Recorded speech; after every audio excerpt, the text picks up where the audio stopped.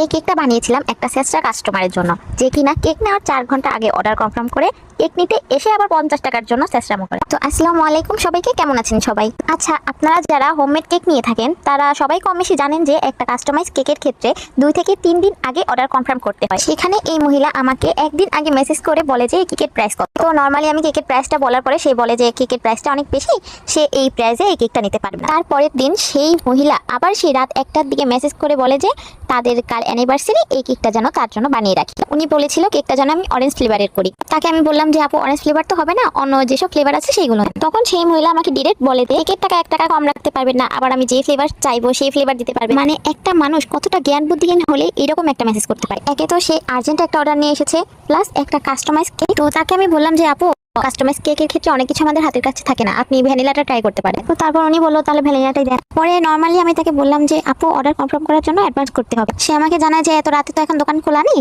আমি সকালবেলা উঠে আপনাকে অ্যাডভান্স করে দিচ্ছি। তো পরদিন সকাল 11:30 বাজার পরেও যখন অ্যাডভান্স করে না, তখন আমি তাকে কল দিই। আপনারা বিশ্বাস করবেন না, কল দেওয়ার সাথে সাথে আপু আমার ফোনটা কেটে দেয়। আপু কেটেছে না ভাইয়া কেটেছে আমি সঠিক জানি না, কিন্তু ওনারা দুজনের কেউই আমাকে আর কল ব্যাক করেনি। তো আমি ভেবেই নিয়েছিলাম তারা হয়তো কেকটা নেবে না, এজন্য আমি আর কেক মেক করিনি। পরে দুপুর 2:30টার সময় তার হাজবেন্ড আমাকে ফোন দিয়ে বলে যে আপু কোন নাম্বারটা অ্যাডভান্সটা করতে হবে। আর সে জিজ্ঞাসা করেন যে আপু কেক ডেলিভারি চার্জ কত। আমি চার্জটা বলার পরে উনি বললো যে তাহলে 1 মিনিট দাঁড়ান, আপনার আপুর সাথে কথা। কেকের চার্জ আর ডেলিভারি চার্জ মিলে 850 টাকা হয়েছিল। তখন সেই মহিলা আমাকে আবার মেসেজ করে বলে যে 850 টাকা দিয়ে 1 পাউন্ড কেক নেবো, 500 করে। তখন এটা বলে সে অর্ডারটা ক্যান্সেল করে দিল। মানে এই মহিলার ব্যবহার, আচার, কথা বলার ধরন মানে এতটা খারাপ, কি আর বলবো আপনার। এত বেশি পরিমাণ কাহিনী করছে এই কেকটা নেওয়ার জন্য, মানে জাস্ট অকল্পনীয়। সব যদি বলতে চাই ভিডিওটা অনেক বড় হয়ে যাবে, তাই কেকের বাকি গল্প শেয়ার করবো পার্ট 2-তে।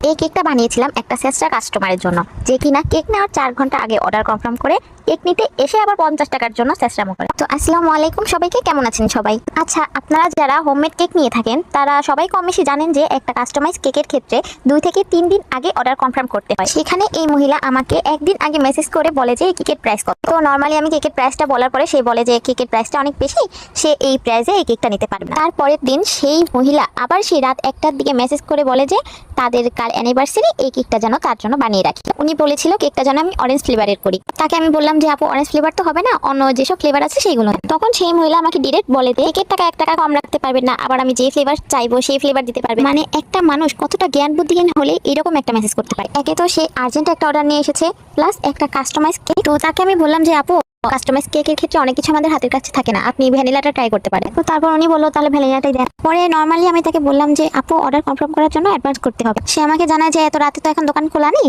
আমি সকালবেলা উঠে আপনাকে অ্যাডভান্স করে দিচ্ছি। তো পরদিন সকাল 11:30 বাজার পরেও যখন